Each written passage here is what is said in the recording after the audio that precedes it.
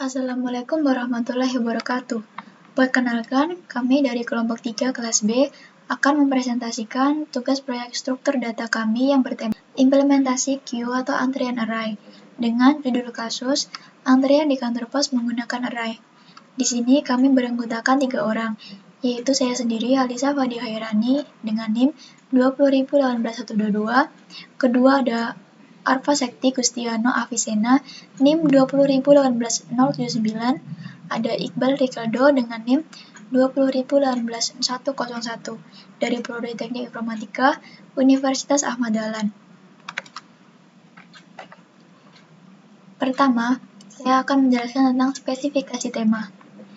Pada spesifikasi tema ini, kami mengambil queue atau antrian menggunakan array, di mana queue adalah sekumpulan data yang mana penambahan elemen hanya bisa dilakukan pada suatu ujung yang disebut sisi belakang atau rear, dan penghapusan atau pengambilan elemen dilakukan lewat ujung lain. Untuk mengimplementasikan kumpulan data, biasanya kita menggunakan array. Array dapat digunakan untuk menyimpan data dan dengan dua variabel yang berisi nilai indeks, front dan rear queue. Dua indeks penunjuk ini berguna ketika akan dilakukan penambahan dan penghapusan. Seperti pada gambar, antrian menerapkan mekanisme FIFO, yaitu elemen yang dimasukkan terlebih dahulu juga akan dihapus terlebih dahulu. Dengan kata lain, elemen yang paling terakhir ditambahkan akan dihapus terlebih dahulu dalam antrian. Selanjutnya, tentang ringkasan kejadian pada kasus antrian di kantor pos. Diawali dengan pengunjung yang datang ke kantor pos dengan tujuan seperti untuk membayar pajak, membayar listrik, atau mengirim barang. Kemudian, masing-masing pengunjung akan mendatangi loket sesuai yang dituju, di mana loket akan memiliki antrian sendiri-sendiri, menyesuaikan kebutuhan dan terjadilah suatu antrian. Antrian ini menggunakan konsep FIFO, atau First In First Out. Pengunjung datang ke kantor pos untuk melakukan pembayaran pajak, listrik, atau pengiriman barang. Lalu, pengunjung yang datang pertama kemudian mengantri pada antrian awal, maka akan dilayani pertama dan akan keluar dari antrian terlebih dahulu. Kemudian kami akan menunjukkan hasil observasi kami di lapangan melalui video yang kami buat dan rekam sendiri.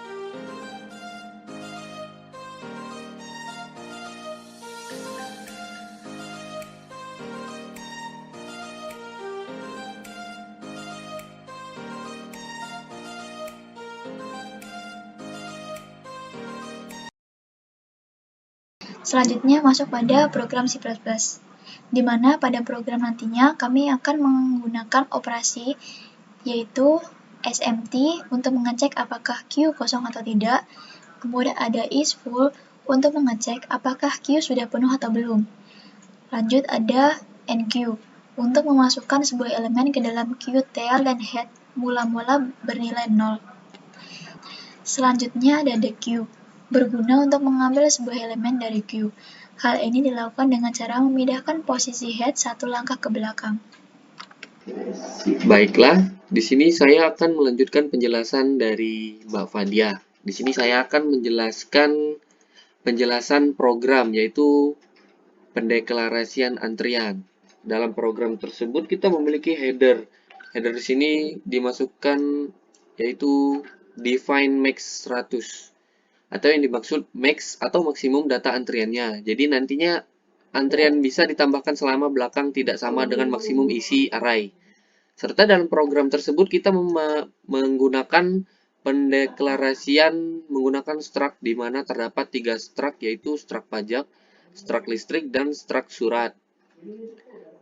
Baiklah, selanjutnya itu saya akan menjelaskan is empty dan is full. Dalam program tersebut, is full yaitu operasi ini digunakan untuk mengecek apakah suatu queue dalam keadaan penuh atau tidak. Karena pada saat penyisipan elemen queue harus dijamin bahwa queue tidak dalam keadaan penuh. Karena suatu queue dikatakan penuh jika petunjuk belakang sama dengan max. Sedangkan operasi kosong, operasi ini digunakan untuk mengecek apakah suatu queue dalam keadaan kosong atau tidak. Karena pada saat penghapusan elemen queue, itu harus dijamin bahwa queue tidak boleh kosong. Dikatakan suatu queue kosong adalah jika petunjuk belakang sama dengan 0. Selanjutnya yang akan saya bahas yaitu NQ. Untuk mengecek apakah antrian penuh atau tidak dengan menggunakan is fulls. Yang berartian itu jika antrian penuh.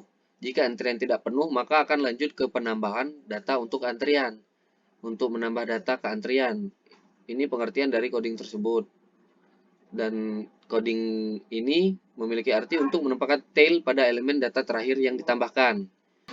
Oke, saya melanjutkan Mas Ano untuk melihatkan letak dari pendeklarasiannya.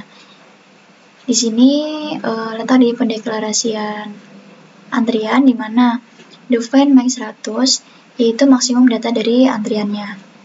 Lalu di sini kami membuat 3 struct pajak, struct listrik, dan struct surat. Di sini ada pendeklarasian struct antriannya. Lanjut pada pengecekan apakah antrian itu kosong atau tidak. Di sini ada cek apakah antrian surat ini untuk antrian surat full atau tidak. Kemudian di sini untuk antrian surat apakah kosong atau tidak. Dilanjut sini untuk antrian pada listrik. Apakah antrian pada listriknya full atau tidak. Di sini untuk antrian pada listrik apakah kosong atau tidak. Lalu yang terakhir di sini untuk mengecek apakah antrian pajak full atau tidak, dan untuk ini untuk mengecek apakah antrian pada pajak kosong atau tidak. Selanjutnya letak dari NQ. Di sini ada NQ surat, kemudian di sini ada NQ listrik, kemudian yang terakhir ada NQ dari pajak ini. Oke, untuk penjelasan dari operasi yang kami gunakan akan dilanjutkan oleh Mas Iqbal. Selanjutnya untuk menghapus antrian, di mana pertama kita cek antrian terlebih dahulu apakah antrian kosong, tidak menggunakan is empty. Jika antrian tidak kosong, maka akan mengambil data dari antrian untuk dihapus. Untuk menggeser antrian data ke head dan menempatkan tail pada data yang terakhir. Operasi pencetakan isi di QE, di mana void cetak ini digunakan untuk pencetakan isi QE dari mulai indeks depan hingga akhir. Operasi pencarian ini digunakan untuk mencari antrian dengan memasukkan nomor atau ID-nya. Selanjutnya, hasil output. Mari kita run. Sudah jalan. Hasil tampilan runnya, selamat datang di PT Pos Indonesia Persero, untuk Anda kami ada. Pilihan yang pertamanya ada loket pembayaran pajak, yang kedua loket pembayaran listrik, yang ketiga loket pengiriman surat. Kita mulai dari loket pembayaran pajak. 1. Masukkan antrian NPWP, masukkan nomor pajak, misal 1, 2, 3, 4, 5, 6. Masukkan nama, misalnya Iqbal Delgado. Masukkan alamat Padang. Masukkan tahun 2022. Masukkan pokoknya 150.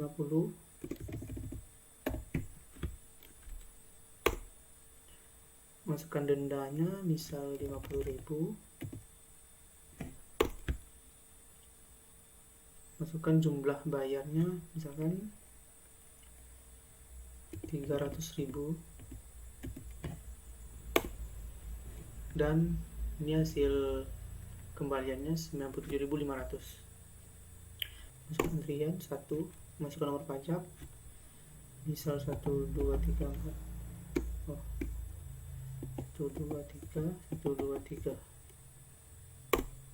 Masukkan nama Arfaseti Gustiano.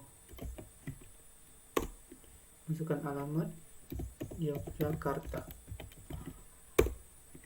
Masukkan tahun 2021 misalnya.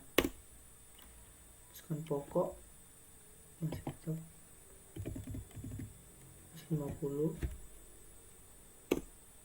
Masukkan dendanya, misalkan dendanya 95.000.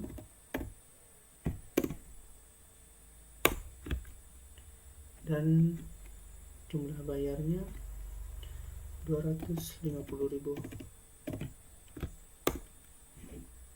Dan kembaliannya adalah 2.500. Setelah itu kita cek antrian, pilihan nomor 3.